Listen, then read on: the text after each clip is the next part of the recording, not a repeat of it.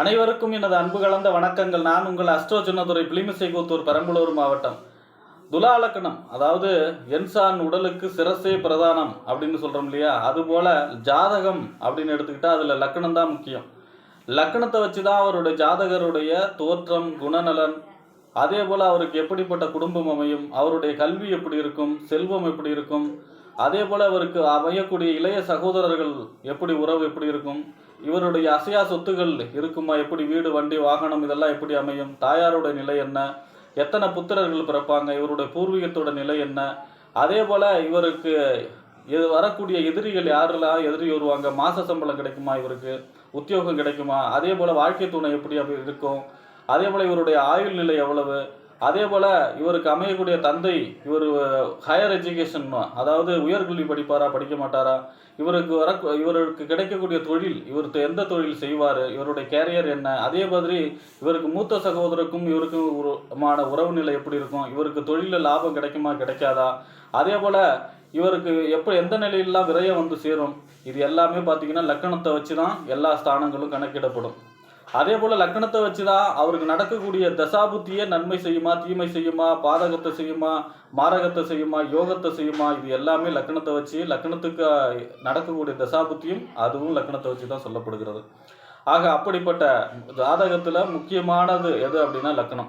இந்த லக்னம் வரிசையில் இன்னைக்கு துலாலக்கணக்காரர்கள் துலாலக்கணக்காரர்களுடைய அதிர்ஷ்டம், அதாவது துலாலக்கணக்காரர்களுக்கு அதிர்ஷ்டம் தரக்கூடிய தசாபுத்தி என்ன, துலாலக்கணக்காரர்களுக்கு நன்மை செய்யாத தசாபுத்திகள் என்ன, துலாலக்கணக்காரர்கள் எச்சரிக்கையாக இருக்கக்கூடிய விஷயங்கள் என்னென்ன, அவர்கள் வழிபடக்கூடிய பரிகாரமான தெய்வங்கள் யார், இவர்கள் எந்த தெய்வத்தை வழிபட்டால் வெற்றி கிடைக்கும், இதெல்லாம் பற்றி இந்த காணொலியிலே பார்ப்போம். இது போன்ற தொடர்ந்து ஜோதிட தகவல்களை பெறவும், தமிழ் மாத ராசி பலன்களை தெரிந்து கொள்ளவும் நமது சேனல் ஆஸ்ட்ரோ சின்னதுரையை சப்ஸ்கிரைப் செய்து கொள்ளுங்கள், லைக் பண்ணுங்கள், நண்பர்களுக்கு ஷேர் பண்ணுங்கள். துலா லக்னத்தை பொறுத்த வரைக்கும் துலா லக்னம் இதோடைய ராசி அதிபதி யாருன்னா சுக்கிரன் ரிஷபத்துக்கும் சுக்கிரன் தான் அதிபதி. ஆனாலும் துலாத்துல தான் அவர் மூலத்திரிகோணம் அடைவார். மூலத்திரிகோணம் அப்படின்னா என்ன அர்த்தம்னா, அந்த கிரகம் அந்த இடத்துல இல்லைன்னா கூட அவருடைய ஆதிக்கம் நிறைந்ததாக சொல்லப்படுகிறது. அப்போ துலாம் அப்படிங்கிறது சுக்கிரனுடைய முழுமையான ஆதிக்கம் நிறைந்த லக்கணம் துலா லக்கணம். அப்போ இந்த துலா லக்கணக்காரர்கள் எப்பவுமே எல்லா வசதிகள் இருந்தாலும் அதில் அனுபவிக்க முடியாத சூழ்நிலை அடிக்கடி கொடுத்துக்கிட்டே இருக்கும். அதே போல் இவர்கள் கூட்டு தொழிலில் கவனமாக இருக்கணும். இவருக்கு வரக்கூடிய வாழ்க்கை துணைகிட்ட இவர் இங்கே எந்த எதிர்பார்ப்பும் வச்சுக்க கூடாது. எதிர்பார்த்தாலும் கிடைக்காது, எதிர்பார்ப்பு வச்சுக்கிட்டாலும் அதால் பெருசாக வாழ்க்கை துணை வழியால் பெருசாக ஆதாயங்கள் இருக்காது. இந்த துலாலக்கணக்காரர்களை பொறுத்த வரைக்கும் உறுதியான கோட்பாடு மிக்கவர், அதாவது எந்த ஒரு விஷயத்திலும் ஸ்ட்ராங்காக இருக்கக்கூடியவர். துலாலக்கணக்காரர்கள் அடிக்கடி பயணம் செய்யக்கூடியவர், அதாவது அடிக்கடி பயணம் செஞ்சால் இவர்களுக்கு யோகமான செய்யும். கவுன்சிலிங் கொடுக்கறது, சாஸ்திர ஞானம் இருக்கும் இருக்கு, அதாவது கடவுளை பற்றியா அல்லது ஜோதிட சாஸ்திரம் இந்த மாதிரியான சாஸ்திரங்கள் பற்றி அது மேலே ஈர்ப்பும் அதனுடைய மேல் நம்பிக்கையும் இருக்கும், அதனுடைய ஞானம் இருக்கும் துலாலக்கணக்காரர்களுக்கு. அதே மாதிரி இவங்க வாக்கு, அதாவது இவருடைய சுடுசொல் பேசக்கூடாது, இதுதான் இவங்களுடைய மைனஸ் பாயிண்ட்டு. இவங்களுடைய பேச்சு பார்த்தீங்கன்னா கொஞ்சம் சுடுசொல்லாக இருக்கும், அந்த இதை மட்டும் இவங்க குறைச்சிக்கணும்.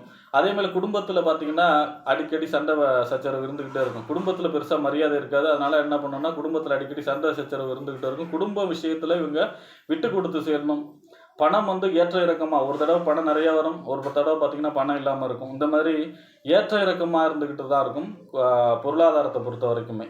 அடுத்ததாக பார்த்தீங்கன்னா இளைய சகோதரம் ஒரு நல்ல உயர்ந்த நிலைக்கு போவாங்க. துலா லக்னத்துடைய இளைய சகோதரம் உயர்ந்த நிலைக்கு போவாங்க. அரசு சம்பந்தமான துறை அல்லது அரசு சம்பந்தப்பட்ட குடும்பம், இந்த மாதிரியான அரசு சம்பந்தமான யோகத்தை பெறக்கூடியவங்களா இருப்பாங்க துலா லக்னக்காரர்களுடைய இளைய சகோதரம். அதே போல இவர்களுடைய தாயார்கள் பார்த்தீங்கன்னா கடுமையான உழைப்பாளி, அதே போல் கொஞ்சம் ஸ்ட்ரிக்டானவங்க, இதெல்லாமே சொல்லலாம் இவங்களுடைய தாயார் ஸ்தானத்துக்கு. அதேமாதிரி வீடு வண்டி வாகனம் நிலம் இந்த மாதிரிலாம் நிறைய உங்களுக்கு அமையும், ஆனாலும் அதெல்லாம் அனுபவிக்க முடியாத சூழ்நிலை அப்பப்போ உருவாக்கிக்கிட்டே இருக்கும். அதே போல் பார்த்திங்கன்னா இவர்களுடைய புத்திரர்களால் இவர்களுக்கு லாபம் இருக்கும். இவங்கள் புத்திரர்களால் அதிர்ஷ்டம், இவர்களுடைய புத்திரர்களால் தன்னுடைய பெயர் புகழ் உண்டா, அந்த மாதிரியான யோகத்தை கொடுக்கக்கூடிய புத்திரர்கள்லாம் இவங்களுக்கு இருப்பாங்க.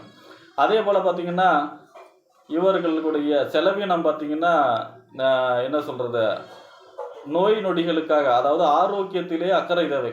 அடிக்கடி பார்த்தீங்கன்னா, உடல் ரீதியான, அதுவும் பார்த்தீங்கன்னா நீர் சம்பந்தப்பட்ட உடல் ரீதியான பிரச்சனைகள் அடிக்கடி கொடுத்துக்கிட்டு இருக்கிறதுனால, ஆரோக்கியத்திற்காக அதிகமாக செலவு செய்யக்கூடியவராக இருப்பாங்க. பண விஷயத்துல கவனமா இருக்கணும். கொடுக்கல் வாங்கல் விஷயத்துல கண்டிப்பாக இவங்க கவனமா இருக்கணும். அதன் வழியாக சில வம்பு தும்புகளை சந்திக்கக்கூடியவங்களா இருப்பாங்க. அதனால பண விஷயத்துல கவனமா இருக்கணும். அதே போல பார்த்தீங்கன்னா, இவருடைய கூட்டு தொழில், இவங்க யார்ட்டாவது பார்ட்னர் வச்சு தொழில் செஞ்சாங்கன்னா, பார்ட்னர் வந்து இவங்கள ஏமாத்திடுவாங்க. அதனால கண்டிப்பா துலா லக்னக்காரர்கள் பார்ட்னர் வச்சு தொழில் செய்யக்கூடாது. அதே போல வாழ்க்கை துணையிடம் எந்த எதிர்பார்ப்பும் வச்சுக்க கூடாது. வாழ்க்கை துணைகிட்ட எந்த எதிர்பார்ப்பும் வச்சாலுமே கிடைக்காது. அதனால முன்னாடியே வச்சுக்காம இருந்தா அது நல்லது அப்படிங்கிறது தான் ஜாதகத்துடைய உண்மை. அதே பார்த்தீங்கன்னா, இந்த சமூகத்துல நிறைய பேர்த்துடைய அறிமுகம் உண்டானவர்கள். துலா லக்னம் அப்படின்னா, சமூகத்தோடு ஒன்றி இருப்பவர்கள், சமூகத்தோடு தொடர்பில் இருப்பவர்களாக இருப்பாங்க. சமூகத்தோடு தொடர்பில் இருப்பவர்களாக இருப்பாங்க. நிறைய பேர்த்துக்கு அறிமுகமானவர்களாக இருப்பாங்க துலா லக்னக்காரர்கள். அதே போல பார்த்தீங்கன்னா, பொருளாதாரம் சம்பந்தமா ஏற்ற இறக்கம் அடிக்கடி இருந்துகிட்டே இருக்கும். ஒரு தடவை நிறைய பணம் வரும், ஒரு தடவை பார்த்தீங்கன்னா பணமே இல்லாமல் ஸ்டக் ஆகிப்போம். அந்த மாதிரி பொருளாதார சம்பந்தமான பிரச்சனைகளை அடிக்கடி சந்திக்கக்கூடியவர். ஒரு நேரம் வளர்ச்சி இருக்கும், ஒரு நேரம் வளர்ச்சி இல்லாத இருக்கும். அதாவது நிலையான பொருளாதார சம்பந்தமான வளர்ச்சி இருக்காது. அடிக்கடி அதில் ஏற்றத்தாழ்வுகள் இருக்கும். அதே போல் பார்த்தீங்கன்னா, குடும்ப சம்பந்தம், குடும்பத்தில் அடிக்கடி சண்டை சச்சரவுகள் வரும். அதில் இவங்க விட்டு கொடுத்து தான் போகணும். இவங்க மேலே நியாயம் நீதி இருந்தால் கூட இவங்க விட்டு கொடுத்து தான் போகணும் அப்படிங்கிற சூழ்நிலையை உருவாக்கும். அதே போல் பார்த்தீங்கன்னா, இவங்களுடைய தொலைதூர பயணத்தை பற்றி வெளியில் எப்போவுமே பேசக்கூடாது. இப்போ இந்த நாட்டுக்கு போகிறேன், அந்த வெளிநாட்டுக்கு போகிறேன், இது சம்மந்தமாக போகிறேன் அப்படின்னு சொல்லி அது சம்மந்தமாக இவங்க அந்த ரகசியத்தை இவங்க வெளியே சொல்லக்கூடாது. சொன்னால் அது தடைப்படும். தந்தை பார்த்தீங்கன்னா ரொம்பவும் பிரபலமானவர் இருப்பார். நிறையா என்ன சொல்கிறது, பிரபலமானவராக இருப்பார். நிறைய பேர்த்துக்கு தெரிஞ்சவராக இருப்பார் தந்தை. அதே போல் பார்த்தீங்கன்னா, இவருடைய வீட்டோடு சேர்ந்தக்கூடிய தொழில் சிறப்பாக இருக்கும். இப்போ ஒரு கடை வைக்கிறாங்க, துலா லக்னம்னாலே தொழிலுக்குன்னு பிறந்த லக்னம் இல்லையா? அப்போ ஒரு கடை வச்சா கூட வீடு அந்த இடத்துல குடியிருந்து வீட்டோடு இருக்கக்கூடிய தொழில் வந்து மிகச்சிறப்பாக இருக்கும் துலா லக்னக்காரர்களுக்கு. பார்த்தீங்கன்னா, நீர் சம்பந்தப்பட்ட தொழில்கள் மிகச்சிறப்பாக இருக்கும். அதே போல் பார்த்தீங்கன்னா, கவுன்சிலிங் கொடுக்கறது, அதாவது மனநல சம்பந்தமாக கவுன்சிலிங் கொடுக்கறது, நீர் சம்பந்தப்பட்ட தொழில்கள் எல்லாமே உங்களுக்கு, வெளிநாடு சம்பந்தமான தொழில், இது எல்லாமே உங்களுக்கு மிகச்சிறப்பாக இருக்கும். அதே போல் பார்த்தீங்கன்னா, தொழிலும் பார்த்தீங்கன்னா ஒரு டைம் பார்த்தீங்கன்னா வாடிக்கையாளர்கள் வந்து குமிவாங்க. ஒரு தடவையும் பார்த்தீங்கன்னா ஓட்டிகிட்டு இருக்க மாதிரி இருக்கும். சரி, இதை விட்டுட்டு வேறு இடத்துக்கு போகலான்னு நினச்சா அந்த நேரத்தில் வாடிக்கையாளர்கள் வரும். இந்த மாதிரி தொழிலில் வந்து திடீர்னு ஆஃப் ஆகிற மாரி இருக்கும். அதே போல் பார்த்தீங்கன்னா, புத்திரர்கள் சம்பந்தமான லாபங்கள், இவர்களுடைய புத்திரர்களால் இவர்களுக்கு பெயர், புகழ், அந்தஸ்து, கௌரவம் உயரும். அப்படிப்பட்ட புத்திரர்கள் இவர்களுக்கு துலா லக்னக்காரர்களுக்கு பிறப்பார்கள். அதே போல் பார்த்தீங்கன்னா, தன்னுடைய ஆரோக்கியத்திற்காக அதிக செலவு செய்யக்கூடிய அமைப்பு, பொருளாதார சம்பந்தமான பிரச்சனைக்காக அதிக செலவு, அதாவது பொருளாதாரம் யாரையாவது நம்பி கொடுத்து இந்த மாதிரி அது சம்பந்தமான பிரச்சனைகளை சந்திப்பவர்கள் யார் அப்படின்னா துலா லக்னக்காரர்கள் தான். அதனால் எதிரிகள், அதாவது பொருளாதார சம்பந்தமான விஷயத்தில் கவனமாக இருக்கணும். தன்னுடைய ஆரோக்கியம் சம்பந்தமான விஷயங்களில் அடிக்கடி கவனமாக இருக்க வேண்டும். அதுலேயும் நீர் சம்பந்தப்பட்ட நோய்கள் விஷயத்தில் ரொம்ப ரொம்ப கவனமாக இருக்கணும் துலா லக்னக்காரர்கள். துலா லக்னக்காரர்களை பொறுத்த வரைக்குமே யோக திசை அப்படின்னா சந்திர மகா திசை. 10 வருஷம் வீடு, வண்டி, வாகனம், மனை, இந்த மாதிரியான யோகத்தை கொடுக்க, நிலம் வாங்குறது, இடம் வாங்குறது, போர் அடிக்கிறது, இந்த மாதிரியான யோகத்தை செய்யக்கூடிய திசையாக இருக்கும். தொழிலில் வளர்ச்சி கொடுக்கக்கூடிய திசையாக இருக்கும். அதே போல் புதன் திசை 17 வருஷம் கர்த்தா பிழைக்கிறது, வியாபாரம், வளர்ச்சி கொடுக்கக்கூடியது, அந்த மாதிரியான பிஸ்னஸ் சம்பந்தமான மிகப்பெரிய வளர்ச்சி கொடுக்கக்கூடிய திசையாக புதன் மகா திசை துலா லக்னக்காரர்களுக்கு இருக்கும். அதே நேரத்தில் ராஜா திசை என்று சொல்லக்கூடிய 16 வருஷம் நடக்கக்கூடிய குரு மகா திசை இவர்களுக்கு பெருசாக பொன், பொருள், கௌரவம், அந்தஸ்து, வீடு, வண்டி, இந்த மாதிரியான யோகத்தை கொடுக்கக்கூடிய திசை பெருசாக நன்மை செய்யாது.